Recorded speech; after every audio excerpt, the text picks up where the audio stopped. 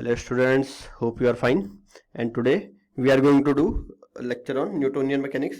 So Newtonian mechanics होती क्या है? वो मैकेनिक्स जिसमें हम न्यूटन्स के लॉज को स्टडी करते हैं. न्यूटन के लॉ कितने होते हैं? 3, है ना. 3 लॉ हैं न्यूटन के. Newton first law, Newton second law and Newton third law. तो हमारी 11th में या फिर इवन 12th में भी जब भी हम फोर्स का कंसेप्ट पढ़ेंगे तो वहां पे न्यूटन्स के लॉज हमेशा वैलिड होने चाहिए. ओके, तो क्या न्यूटोनियन मैकेनिक्स के अलावा भी और कोई स्टडी है जिसमें हम स्टडी करते हैं फोर्सेस की? जी हाँ, बिल्कुल है. अगर हमारे ऑब्जेक्ट्स बहुत हाई स्पीड से मूव करें, कितनी हाई स्पीड से? जैसे लाइट की स्पीड से, तो हम यूज करेंगे special theory of relativity. Okay, Einstein theory of relativity बहुत ही फेमस थ्योरी है आइंस्टीन की. ठीक है, एल्बर्ट आइंस्टीन की, इन्होंने दी थी. ठीक है, और जब भी हमारे ऑब्जेक्ट्स, ठीक है, जिन पे हम फोकस कर रहे हैं, जिनके हमें एनालिसिस करनी है, स्टडी कर रहे हैं, अगर वो लाइट की स्पीड के कंपेरेबल भी मूव करें तो हम क्या यूज करेंगे? Theory of relativity. Okay, now, और अगर हमारे जिनका हम एनालिसिस कर रहे हैं, जो ऑब्जेक्ट्स हैं, जो हमारे सिस्टम है, वो अगर एटॉमिक लेवल के हैं, atomic structure, for example electron, proton, alpha particle, gamma particle, then हम यूज करेंगे क्वांटम मैकेनिक्स, है ना. अब तुम पूछोगे इनमें डिफरेंस क्या है? बहुत डिफरेंस होता है. इनके लॉज नॉर्मल हमारे न्यूटन्स के लॉज से बहुत अलग होते हैं. ठीक है, हम न्यूटन्स के लॉ यहाँ पे नहीं लगा सकते. जब भी हमारे अगर मान लो सिस्टम जो है हमारा वो स्पीड ऑफ लाइट से ट्रैवल करे तो हम वहां पे न्यूटन्स के लॉ नहीं वैलिड नहीं है, नहीं लगा सकते. सिमिलरली अगर हमारा जो सिस्टम है वो एक बहुत ही एटॉमिक पार्टिकल, सब एटॉमिक पार्टिकल्स, ठीक है, तो हम वहां पे भी न्यूटन्स के लॉ नहीं लगा सकते. तो बेसिकली फिर न्यूटन के लॉ लगते कहाँ पे? तो न्यूटन्स के लॉ वहीं लगते हैं जहां पे जो हम जनरल लाइफ में देखते हैं. ठीक है, जैसे इफ यहां पे क्या होनी चाहिए? स्पीड या velocity should be very low. Velocity should be very low. तब हम न्यूटन के लॉ लगा सकते हैं. तब हम न्यूटन के लॉ लगा सकते हैं. दूसरा, जब हमारा सिस्टम यानी सिस्टम जो है वो बहुत बड़े हों. बहुत बड़े किसके रिस्पेक्ट में? ये एटॉमिक स्ट्रक्चर के, एटॉमिक लेवल के हमारे सिस्टम ना हो. सिस्टम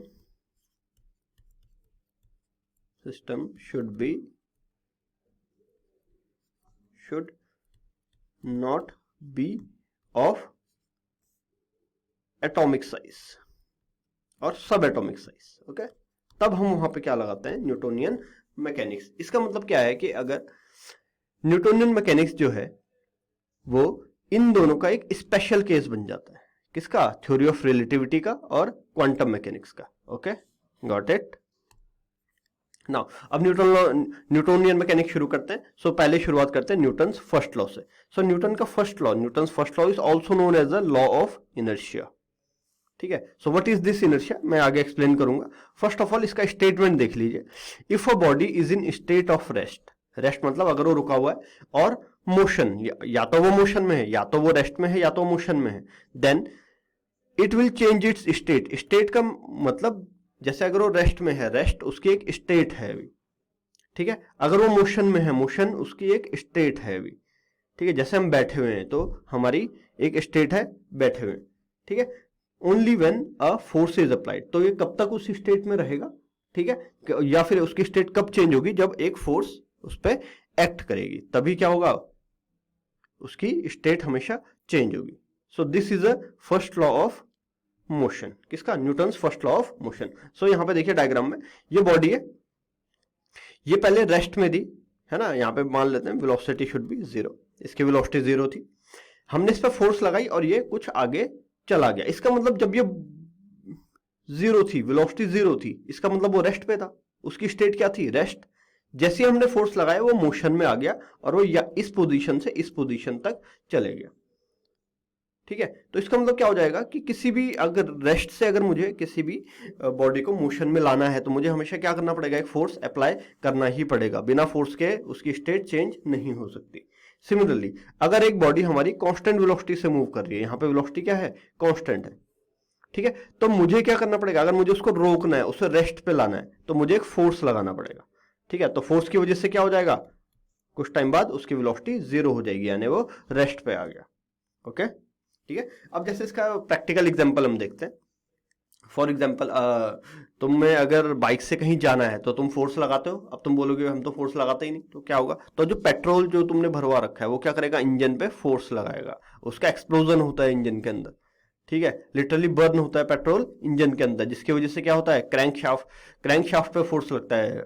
पेट्रोल सबसे पहले फोर्स लगाएगा पिस्टन पे, पिस्टन लगाएगा क्रैंक शाफ्ट पे, और क्रैंक शाफ्ट हमारी बेसिकली कनेक्ट रहेगी किससे? मेन ड्राइव से। मेन ड्राइव मतलब टायर से कनेक्ट रहेगी, किसके थ्रू? चेन ड्राइव के थ्रू, चेन के थ्रू, ठीक है। एक बहुत ही कॉम्प्लेक्स अरेंजमेंट होता है गियर्स का, चेन का, ठीक है, जिसकी वजह से हमारा मोशन फिर ट्रांसमिट होता है।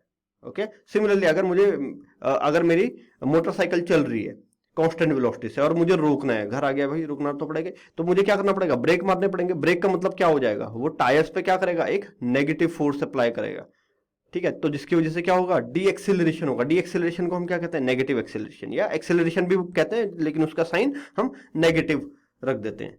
ओके, तो वहां पे भी क्या हो जाएगा? अगर मोशन है, मोशन से अगर रेस्ट पे लानी है बॉडी को, तो वहां पे भी क्या लगाना पड़ेगा? मुझे फोर्स अप्लाई करना पड़ेगा। Okay, now so what is the inertia?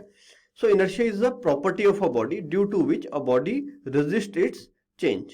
तो बॉडी क्या करेगी? अपने चेंज को रेजिस्ट करेगी। अब किस तरह का चेंज? स्टेट के चेंज को, ठीक है। मैंने कहा ना पहले, अभी थोड़ी देर पहले बताया कि स्टेट क्या होती है। अगर एक बॉडी रेस्ट पे है तो उसकी स्टेट क्या है? रुकी हुई है, रेस्ट पे है वो। अगर एक बॉडी मोशन में है, ठीक है, तो मोशन में होने का मतलब क्या? उसकी स्टेट क्या है? इन मोशन है, ठीक है। तो कोई भी बॉडी अगर क्या करे, हम किसी भी बॉडी की अगर स्टेट चेंज करने की कोशिश करते हैं तो वो क्या करती है? उसको रेजिस्ट करती है हमेशा, ठीक है। उस प्रॉपर्टी को क्या बोला जाता है? इनर्शिया बोला जाता है, ठीक है। अब यहाँ पे इसको तुम कहाँ एक्सपीरियंस करते हो? फॉर एग्जाम्पल एक बस है, ठीक है। फॉर एग्जाम्पल यहाँ पे ये समझ लो, दिस इज अ बस, ओके,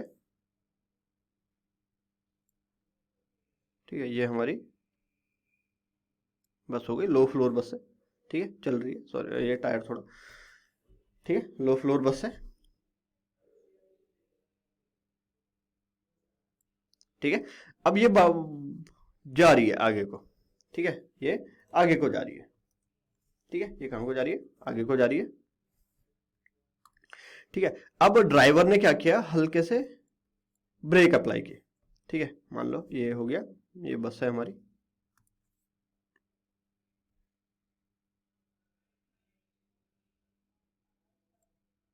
ठीक है, दिस इज अ बस, ठीक है। अब यहाँ पे क्या हो रहा था? ये हमारी कांस्टेंट वेलोसिटी से मूव कर रही थी और सब यहाँ पे बैठे हुए थे, यहाँ पे इस तरीके से, यहाँ पे खिड़कियां हैं, ठीक है, यहाँ पे बैठे हुए थे। अब हुआ क्या? इस बस पे ब्रेक मारा है, तुम यहाँ पे बैठे हुए थे, suppose you are sitting here, है ना। तो जैसी ब्रेक लगता है तो क्या होता है? सबके सब आगे की तरफ होता है ना, कि आगे की तरफ एक फोर्स लगती है, हमें महसूस होता है जैसे ब्रेक मारा तो आगे की तरफ एक फोर्स लगती है। ऐसा क्यों हो रहा है? क्योंकि अभी हमारी बॉडी रेस्ट में थी। अब बॉडी रेस्ट में थी तो उसका मतलब क्या हो गया कि अब मैं उसकी अगर स्टेट को चेंज करूंगा तो हमारी बॉडी क्या करेगी? बाय डिफॉल्ट उसको क्या करना चाहिए? उसको रेजिस्ट करना चाहिए। किसकी वजह से? इनर्शिया की वजह से, ठीक है। इनर्शिया की वजह से उसको क्या करना चाहिए? रेजिस्ट करना चाहिए। तो वो करती भी है। कैसे करती है? वो आगे की तरफ हल्का सा जो झटका लगता है हमें, जो जर्क लगता है, वो क्या है? वो इनर्शिया को दिखाता है, वही तो इनर्शिया को दिखाता है। ओके, ठीक है, समझ आया? नाउ, ठीक है, अगर मान लो एक कंडीशन उल्टी कर दें, ठीक है। कंडीशन कैसे उल्टी करेंगे? अगर मान लो बस रुकी हुई थी, ठीक है, बस हमारी ये रुकी हुई है, ठीक है, और हमने क्या किया? बस हमारी रुकी हुई है और ये बस स्टार्ट होने वाली है, ठीक है। हम बैठे हुए थे तो हमें क्या लगता है? पीछे की तरफ लगता है जर्क, है ना। ऐसा क्यों होता है? ये किसकी वजह से होता है? ये अगेन इनर्शिया की वजह से होता है, क्योंकि हम अभी रेस्ट में है। जैसी बस चलने वाली है, ठीक है, तो क्या होगा? बस आगे की तरफ चलना शुरू करेगी, ठीक है। इंजन की वजह से इस पे फोर्स लगेगा, यहाँ के इंजन होगा इसका, ठीक है। इंजन की वजह से इस पे फोर्स लगेगा। अब जैसे इंजन की वजह से इसमें फोर्स लगेगा तो क्या होगा? जैसे ये रेस्ट से मोशन की तरफ आना शुरू होगी तो जो पैसेंजर्स हैं उन पे एक पीछे की तरफ जर्क लगेगा। ये हमने महसूस किया, ठीक है। ये बस में हम सबने ये क्या एक्सपीरियंस किया ये चीज, कि जैसे बस में बैठो चलने वाली होती है, ठीक है, जैसे स्टार्ट होती है, चलना शुरू करती है तो पीछे की तरफ एक जर्क लगता है, एक झटका सा लगता है, ठीक है। वो क्या किसकी वजह से है? This is all because of inertia. Got it? ठीक है, I think hope you understand the concept of inertia. So inertia actually है तो सही, पर हम उसको मेजर कैसे करेंगे? So mass is a measure of inertia, है ना। कैसे मास मेजर है इनर्शिया का? जैसे अगर मान लो ये एक बॉडी है, ये एक बॉल है, मान लो लोहे की, ठीक है ना, ये एक, ठीक है। अब होगा क्या अगर मान लो 1 second, if this is a ball, है ना, लोहे की बॉल है ना, मान लेते हैं this is a ball of iron, ठीक है। And there is another one ball, एक और बॉल है,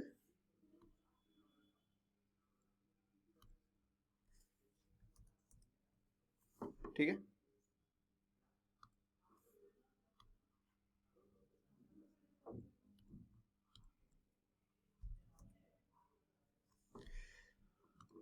एक दूसरी बॉल है बहुत छोटी सी, ये समझ लो तुम्हारी टेनिस बॉल है, ठीक है। अब है क्या, this is a tennis ball, ठीक है। अब यहां पे देखो ये जो बॉल है, ठीक है, इस बॉल का मास हमने बोल दिया it would be 1000 kg, 1000 kg it means 1 ton, and इसका मास हमने ले लिया 20 ग्राम। so, कोई कंपैरिजन ही नहीं, देखो, ठीक है, 1000 kg। इस बॉल को तुम हिला भी नहीं सकते, है ना। और इस बॉल को तुम आसानी से क्या करते हैं, अगर ये मान लो टेनिस बॉल है तुम्हारी, क्रिकेट वाली, तो यहाँ पे क्या हो जाएगा, तुम इससे आराम से क्या करते हो, बॉलिंग कराते हो, बैटिंग करते हो, कैच करते हो, है ना। सो इट मीन्स इसकी स्टेट चेंज करना बहुत ईजी है। Why? Because it is of the only 20 gram, इसका मास बहुत कम है ना। और इसकी स्टेट चेंज करके दिखा दो, होगी नहीं, है ना। तुम 10 स्टूडेंट भी अगर लग जाओगे तो इसकी स्टेट चेंज नहीं होगी, ये हिलेगी भी नहीं अपनी जगह से। Why? Because of its mass इसका कितना है, 1000 kg का मास है। Got it? ठीक है। तो ये यहाँ पे हमें इनर्शिया दिखता है कि हाँ, mass is a measure of inertia. Mass ही हमारा क्या करेगा, इनर्शिया को दिखाएगा। ओके, ठीक है। छोटे से छोटे पत्थर को अगर तुम क्या कर दो, फेंको, ठीक है, तो आसानी से क्या करेगा, ऊपर चले जाएगा, ठीक है। बट क्या होगा, अगर बहुत बड़ा पत्थर हो तो उसको हिलाना भी बहुत मुश्किल है जस्ट बिकॉज ऑफ इनर्शिया। क्यों इनर्शिया? क्योंकि उसका मास है। So mass is the measure of inertia. Okay, तो मास के देखो डेफिनेशन हमारे पास आ जाती है। मास की क्या डेफिनेशन आ जाती है, जैसे 9th क्लास में भी तुमने पढ़ा होगा मास की definition, it is a total content of a body, है ना। मास is the total content of a body. But जो बहुत अच्छी बुक्स होती हैं उनमें क्या लिखा जाता है, ठीक है, मास is a measure of, mass is major of inertia, जो ये लिखा हुआ है यहाँ पे, ठीक है। Mass is also major of inertia, and mass represent total content content कौन सा, ऑर्गेनिक कंटेंट बोल सकते हैं, total content inside a body, content in a body, है ना। ये हमने 9th क्लास में इस तरह की डेफिनेशन पढ़ी है, मास की डेफिनेशन, ठीक है। Mass represent the total content in a body, ठीक है। लेकिन एक्चुअली मास क्या है, ओनली इनर्शिया का एक मेजर, दिखाता है कि हाँ, जिसका जितना मास होगा उसका इनर्शिया उतना ही ज्यादा, उसको रेस्ट में लाना मुश्किल है, उसको मोशन में लाना भी उतना ही मुश्किल है। Okay, now this is a second law of motion. और इसी इनर्शिया की प्रॉपर्टी की वजह से हम फर्स्ट लॉ को क्या बोलते हैं, law of inertia. Got it? Now second law of motion, Newton second law, बहुत इंपॉर्टेंट लॉ। ये हमें क्या देता है, डेफिनेशन ऑफ फोर्स देता है। अब देखो डेफिनेशन ऑफ फोर्स कैसे देगा, एक्चुअली स्टेटमेंट पे आते हैं पहले। Rate of change of momentum. So what is a momentum? Momentum को हम पी से डिनोट करते हैं, P vector, and momentum is a quantity, it is a product of mass into velocity, है ना। अगर मैं कहूं कि भाई मोमेंटम को तुम्हें फील करना है, तो फील कैसे करोगे, सेम। अगर मान लो वन साइकिल, एक साइकिल है, ठीक है, एक साइकिल है, मान लो this is a cycle, this is a handle, ये जा रही है 10 मीटर पर सेकंड की स्पीड से, और ये क्या हुआ कि एक दीवार थी यहाँ पे, उससे टकरा गई, ठीक है, टकरा गई, ठीक है। तो क्या होगा, क्या दीवार टूटेगी या साइकिल टूटेगी? ऑब्वियसली साइकिल को डैमेज होगा, है ना, टूटेगी साइकिल ही, और साइकिल पे बैठने वाला भी, है ना। बट इफ अगर यहाँ पे ट्रक आ जाए, है ना, अगेन अगर यहाँ पे हमारा ट्रक आ गया, दिस इज अ ट्रक, ठीक है, अगेन जा रहा है, ठीक है, यहाँ पे इसका ये स्टीयरिंग, ठीक है, ये दीवार से टकरा जाए, सेम वेलोसिटी से मूव कर रहे हैं 10 मीटर पर सेकेंड, तो क्या होगा, दीवार टूटेगी या ट्रक टूटेगा, है ना। ट्रक को भी थोड़ा डैमेज होगा, हो सकता है शीशा वीशा टूट जाए, बट दीवार का टूटना तो पक्का है ना, ठीक है। सो सिंपल सी नॉर्मल सी दीवार है, ठीक है। Why, because of its mass. देखो वेलोसिटी तो सेम थी, है ना, तो ये डिफरेंस क्यों आया, ये डिफरेंस किसकी वजह से आया है, ओनली मास की वजह से, ठीक है। सो मोमेंटम क्या दिखाता है, यही चीज दिखाता है, ठीक है, कि किसके पास टेंडेंसी है फोर्स की ज्यादा, ठीक है, लेकिन टेंडेंसी किस फोर्स की, तो कैसे दिखाएगा, मोमेंटम। सो यहां पे देखो डेफिनेशन है फोर्स की, force rate of change of momentum is equal to the force. So force क्या हो जाएगा, rate of change of momentum. Got it, ठीक है, समझ में आया, ठीक है ना। अब यहां पे देखो हमने ये डिफरेंशिएशन है, डिफरेंशिएशन का प्रोडक्ट रूल पढ़ाई है तुमने, ठीक है। हमने यहाँ पे फोर्स को डिफरेंशिएट कर दिया, मोमेंटम को डिफरेंशिएट कर दिया फोर्स निकालने के लिए। So velocity dm by dt, this is the rate of change of mass, plus m dv by dt, ये हमने कर दिया, प्रोडक्ट रूल है, सबको आता है, ठीक है। अगर हम कहें जो हमारी स्टैंडर्ड मैकेनिक्स है, हम उसमें क्या मानते हैं कि मास कांस्टेंट, सो कांस्टेंट का डिफरेंशिएशन डेरिवेटिव क्या होता है, जीरो, कांस्टेंट का डेरिवेटिव हमेशा जीरो होगा, ठीक है, ये पता ही होगा तुम्हें। कांस्टेंट का डेरिवेटिव हमेशा क्या होना चाहिए, जीरो होता है ना, क्योंकि मास जब कांस्टेंट है तो टाइम के साथ मास का चेंज क्या हो जाएगा, ऑब्वियसली जीरो हो जाएगा, ठीक है। सो मास इज कांस्टेंट, है ना। सो ये जो क्वांटिटी है, ये पूरी की पूरी टर्म, ये क्या हो जाएगी, जीरो, ठीक है, ये जीरो हो गई। नाउ बचेगा क्या, सिर्फ m dv by dt, यहां पे देखो m dv by dt बच गया, ओनली m dv by dt is there. So force क्या हो जाएगा, m dv by dt। अब हमें मालूम है कि dv by dt क्या होता है, dv by dt is acceleration, rate of change of velocity is acceleration। सो हमने यहाँ पे एक्सेलरेशन पुट कर दिया। So we got a formula, बहुत ही इंपॉर्टेंट फॉर्मूला है, F equal to m into a vector. सो F यहाँ पे वेक्टर होना चाहिए था, ठीक है, F is a vector quantity because acceleration is a vector quantity, okay, ठीक है। ये देखो यहाँ पे वेक्टर लगाया है, सो यहाँ पे भी वेक्टर आना चाहिए, ठीक है।